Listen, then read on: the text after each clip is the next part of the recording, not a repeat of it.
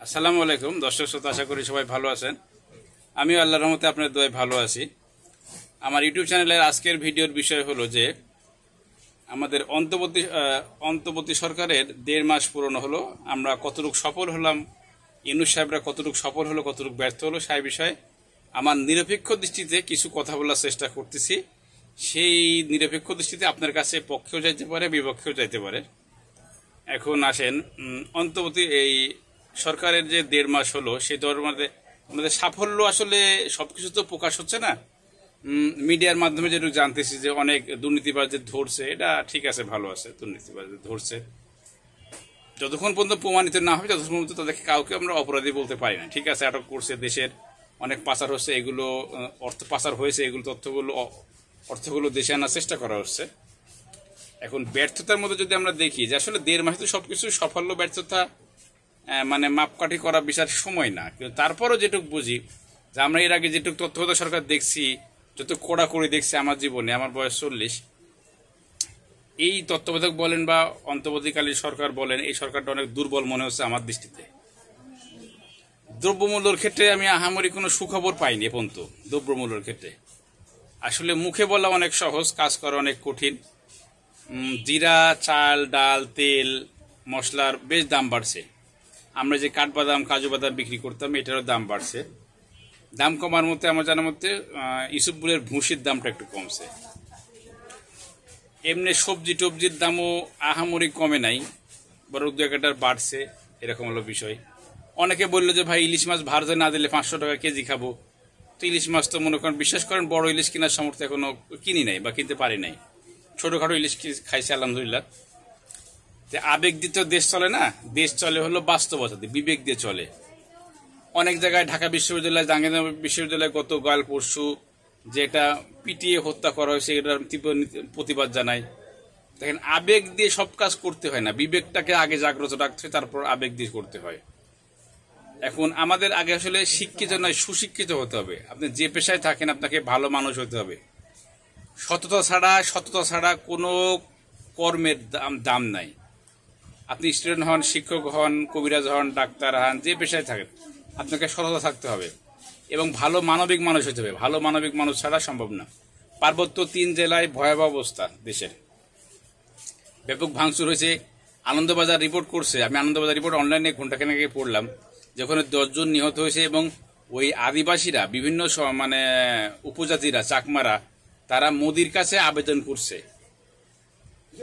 মোদির কাছে আবেদন করছে যে আমাদেরকে রক্ষা করুন, আমাদের ব্যাপক হত্যা করছে।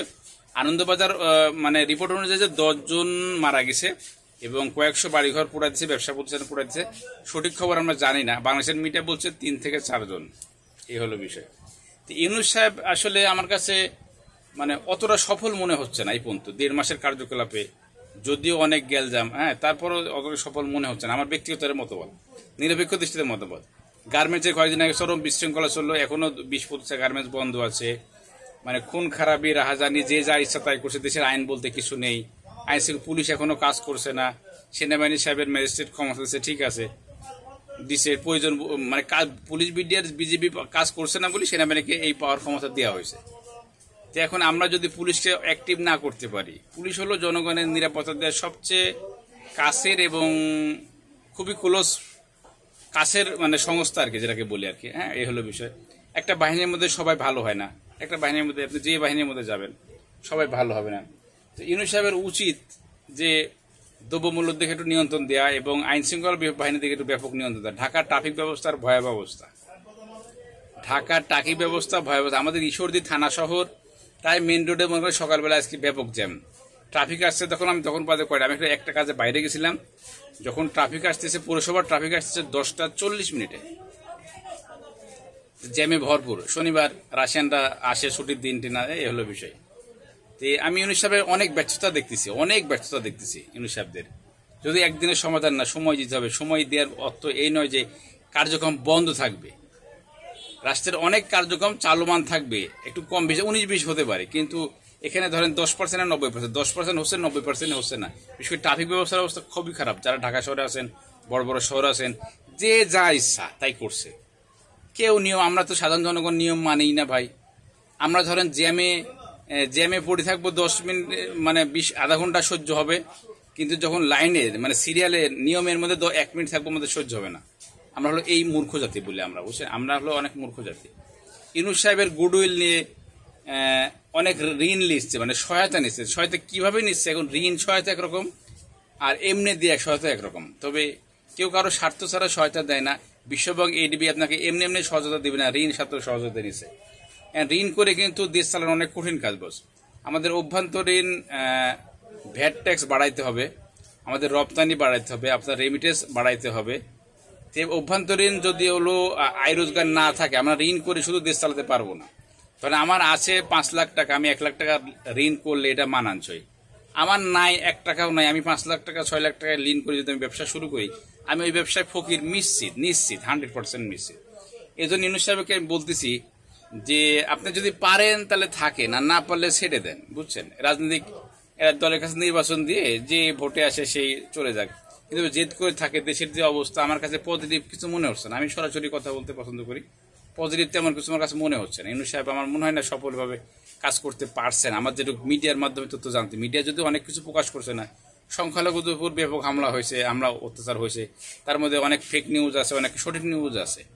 এই হলো বিষয়। তো আমরা চাই যে আসলে দেশটা ভালো থাকুক, ব্যবসা বাণিজ্য ভালো হোক, সবাই ভালো মতন থাকুক, সবাই সুখে শান্তি থাকুক, মত প্রকাশের স্বাধীনতা থাকুক।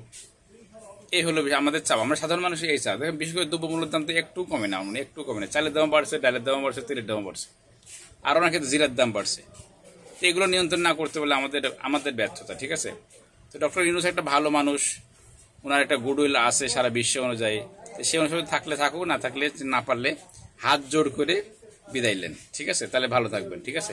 সবাই ভালো থাকুন, ভালো চিন্তা করুন এবং সবাই আইনকে মেনে চলুন। আল্লাহ হাফেজ।